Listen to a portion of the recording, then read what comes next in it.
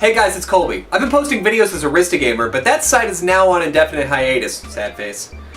So I will be posting videos regularly here instead on a little segment that I'm calling Diversionarium.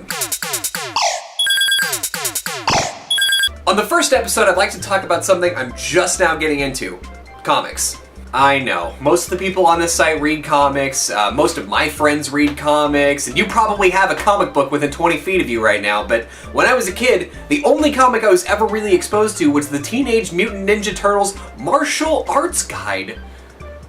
Look at that quality. There was also my older brother's copy of What If Spider-Man Had Not Married Mary Jane, the premise of which bored me to tears as a child, but was also pretty intimidating as an adult because there's already been so much story. That was my problem with comics up until recently. The backlog is just grueling.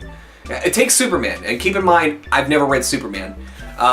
The only thing that I know about him is that he's super strong and his weakness is kryptonite, but lead blocks kryptonite, so if he's not constantly wearing a lead suit, he's kind of a tool. I mean, he's super strong. Why wouldn't you just wear the lead suit and then never have any vulnerabilities? It doesn't make any sense. But from what I understand, he's got a couple of cousins floating around and a ghost dad and a crystal inside of his secret base in Antarctica, and he flew around the Earth really fast to make time go backwards. And by the way, it's not how that works. I don't know who told the writers that. And then I think he died in the comics, but was replaced by this like robot Superman. But then robot Superman turned out to be a bad Superman. And then dead Superman wasn't actually dead Superman. He was just taking a quick dirt nap before waking up and busting some skulls.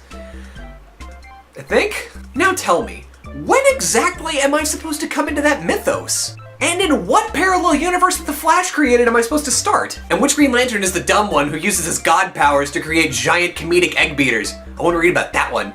So when I wanted to start in on the Bat family, oh boy was I intimidated. But luckily, I've accidentally surrounded myself by a whole bunch of great comic book people, so for Christmas I was gifted the first and second trades of New 52 Batman and Nightwing, starting with the Court of Owls storyline. And let me tell you, if you want to get started with the Bats, it's not a bad place to start. Actually, scratch that. Go ahead and start with the Wikipedia and start reading up on everybody. Just start with Batman and start moving out to all the people around him, from Jason Todd to Tim Drake, Cassandra Cain to Stephanie Brown, and my boy, Dick Grayson. I don't know why. Maybe Chris O'Donnell just charmed me with those dreamboat eyes in Batman Forever. Or maybe there's just something really relatable about trying to get out from under your mentor's shadow but not being able to. But Nightwing always just seemed kind of cool to me. And the New 52 storylines are pretty much in line with that. Mac Daddy Dick is knee-deep in ladies but thigh-deep in trouble as his past is coming back to haunt him, assassins are gunning for him, and there may be a secret organization controlling all of Gotham, kind of like some Metal Gear Solid. So far, Nightwing stories have been really enjoyable, though a little shallow on character development for Dick Rooney. Batman, on the other hand, is a lot like House, but in superhero form. I always suspected he was dangerously cool, but nobody warned me, man.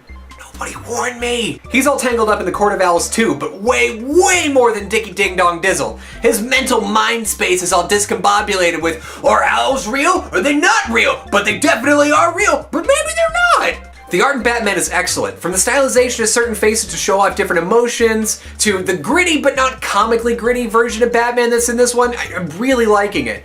And Nightwing's isn't bad either, except for the few times where Slick Dick's face kind of looks like the Twinkie House guy. I don't know. I don't really know anything about comics, and if you told me that these weren't actually that great, I'd probably believe you, but I think they're good. And one more thing, Harper Row, so awesome. I love her story with her brother, and she's a woman after my own heart. She just wants to fix things. She's like an engineer, and that's so cool to me. There was one part in the comics in which she says epic bat fail, though, and it's like, DC, have you been on the internet in the past 2 years? The only people who use epic fail anymore are clickbait YouTube sites. Cut it out.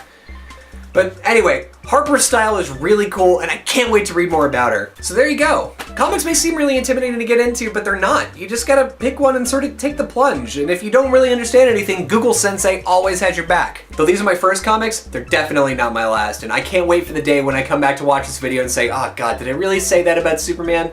Go out, pick out a superhero you relate to, and just go for it with some trades. You'll probably be happy you did. I mean, I'm not gonna say definitely. I mean, what if you pick up like Chuck Austin's X-Men? I don't know, is that bad? I googled that.